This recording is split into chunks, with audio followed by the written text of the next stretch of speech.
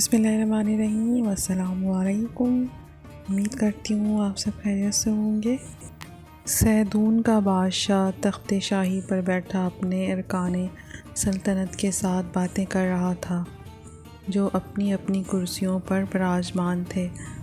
اچانک ایک دربان نے آ کر بادشاہ کو تعظیم دی اور عرض کیا، حضور شاہ البک کا قاصد شرف باریابی چاہتا ہے۔ بادشاہ نے کہا کہ قاصد کو حاضر کرو۔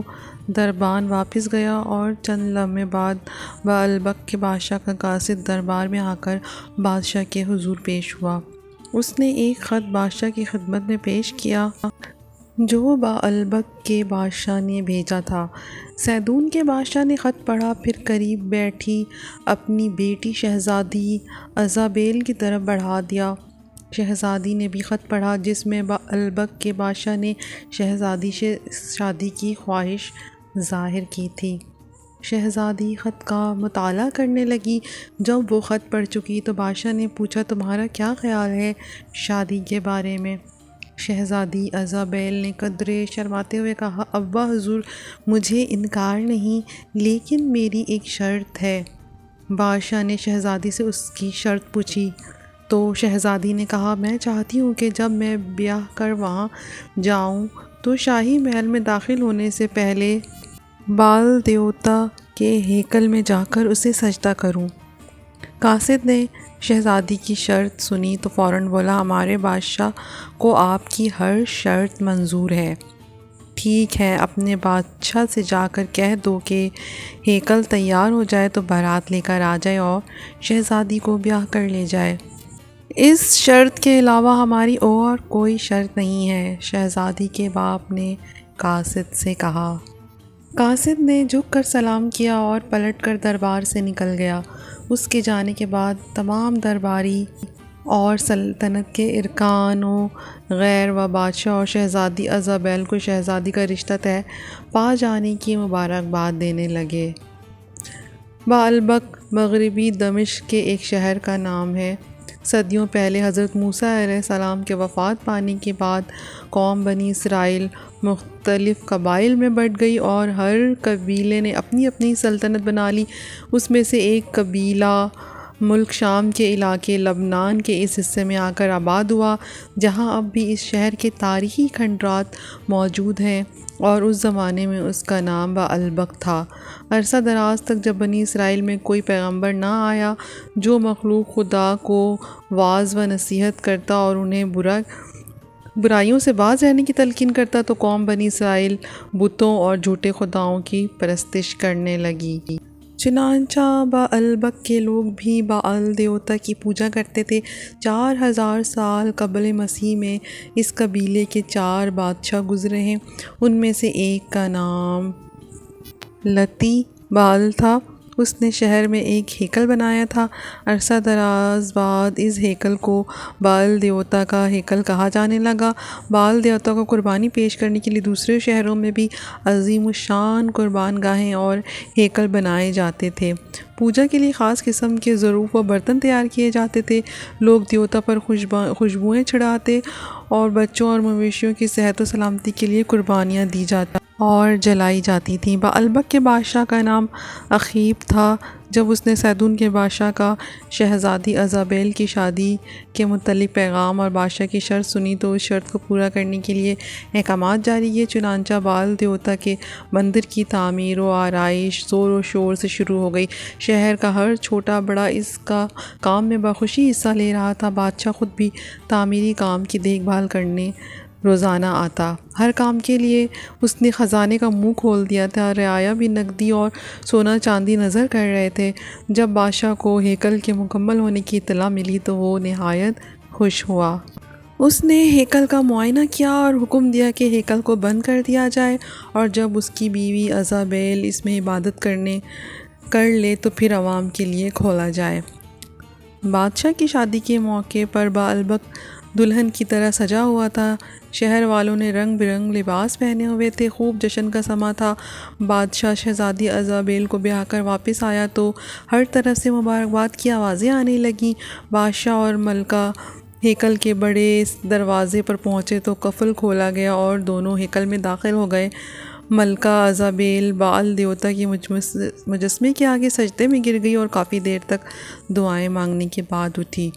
پھر بادشاہ اور ملکہ شاہی محل کی طرف رخصت ہوئے اور ہیکل کے اندر لوگوں کا ہجوم داخل ہو گیا۔ وہ بت کے سامنے سجدے میں گرے ہوئے تھے اور کائنات کا ذرہ ذرہ ان کی بے عقلی اور جہنم کا ایندھن بننے پر افسوس کر رہا تھا کہ وہ احمق لوگ خالق حقیقی کی بجائے اس بت کے آگے جھکے ہوئے تھے جو اپنے اوپر سے ایک مکھی بھی ہٹانے کی طاقت نہ رکھتا تھا۔ یہ گمراہ اور کافر لوگ روزانہ بال دیوتا کی پوجا کرتے تھے۔ مختلف موسموں میں بال دیوتا کی پوجا کے لیے عظیم الشان اجتماع ہوتے تھے جس میں بادشاہ اور ملکہ سمیت دوسرے امرائے سلطنت بھی شرکت کرتے تھے۔ موسم بہار میں بھی خصوصی عبادت کا انتظام کیا گیا۔ پوجا کے بعد بال دیوتا کے قدموں کے سامنے بنی ہوئی مخصوص جگہ پر تیز آگ روشن کی گئی۔ جب شعلے خوب بھڑکنے لگے تو ایک نوجوان اور اس کی بیوی اپنے چند ماہ کے معصوم بچے کے ساتھ آگ کے قریب آئے اور نوجوان نے بیوی کی گود سے بچہ لے کر آگ میں پھینک دیا۔ آگ میں گرتے ہی معصوم بچے کی دلدوز چیخ ہیکل میں گونجی اور آگ کے شعلوں نے اسے ہمیشہ کے لیے ختم کر ڈالا۔ بچے کی ماں غم سے نڈال ہو کر شوہر کے ساتھ لپٹ گئی۔ نوجوان بھی دم خود کھڑا تھا۔ پھر اس کی بیوی بے ہوش ہو گئی۔ بچہ جل کر راکھ ہو گیا تو ہیکل کے کاہن نے نوجوان سے کہا، اے نوجوان، بال دیوتا کو ہمیشہ خوش رکھنے کے لیے تو نے عظیم قربانی پیش کی ہے اور وہ تم سے کبھی ناراض نہ ہوگا اور تمہاری بیوی دونوں ہمیشہ کے لیے پاک ہو گئے ہو۔ سب لوگ اسے مبارکباد دینے اور ہیکل سے باہر جانے لگے۔ آخر میں نوجوان نے اپنی بے ہوش بیوی کو اٹھایا اور گھر کی طرف چل دیا۔ گھر آ کر اس نے بیوی کے منہ پر پانی چھڑکا تو اسے ہوش آ گیا اور وہ بے تابی سے ادھر ادھر دیکھتے ہوئے بولی، میرا بچہ، میری جان کہاں ہے؟ پھر اسے بچے کی قربانی کا واقعہ یاد آ گیا اور وہ روتے ہوئے اپنے خاوند کو جھنجھوڑتے ہوئے بولی، یہ کیسا مذہب ہے؟ بال کیسا معبود ہے جو معصوم بچوں کی قربانی مانگتا ہے؟ اس پر وحشت سی طاری ہو گئی۔ خاوند اسے دلاسا دینے لگا۔ لڑکی کے دماغ پر اپنے لخت جگر کی موت کا ایسا اثر ہوا کہ وہ پاگل ہو کر گلیوں میں ٹھوکریں کھانے لگی۔ ہیکل سے تھوڑی دور ایک چوک میں لوگوں کے بہت بڑے ہجوم میں ایک نورانی شکل کا بوڑھا چبوترے پر کھڑا واز کر رہا تھا، اے اہل بعلبک، کیا تم حضرت موسیٰ علیہ السلام کی شریعت بھول گئے ہو؟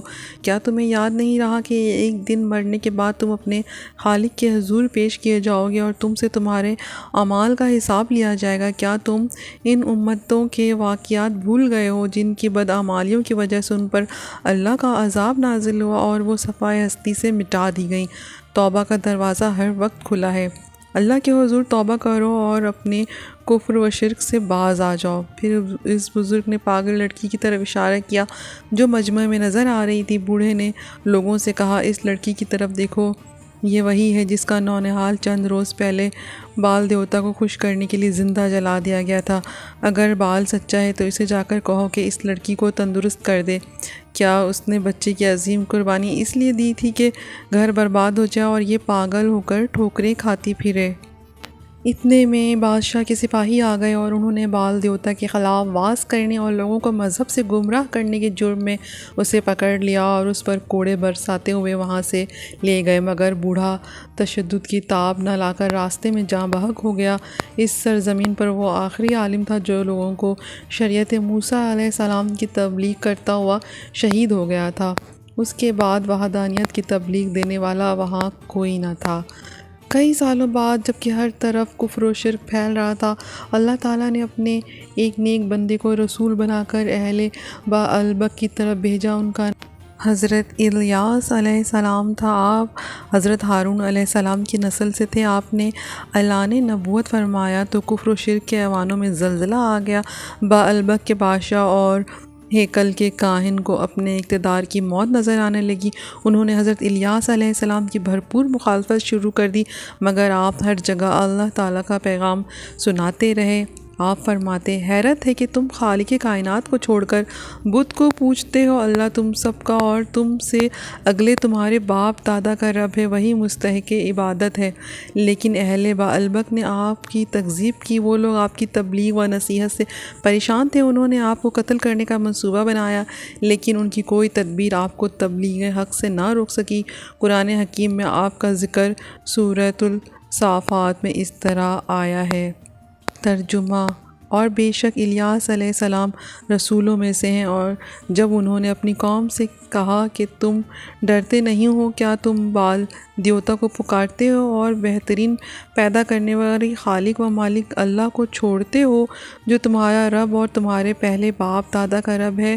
پس انہوں نے اسے جھٹلایا تو وہ یقیناً عذاب میں حاضر کیے جائیں گے، مگر اللہ کے مخلص بندے عذاب سے بچ جائیں گے۔ اور ہم نے پیچھے آنے والوں میں ان کا ذکر خیر چھوڑا۔ الیاس پر سلام ہو، ہم اس طرح نیکی کرنے والوں کو بدلہ دیتے ہیں، بے شک وہ ہمارے مومن بندوں میں سے تھے۔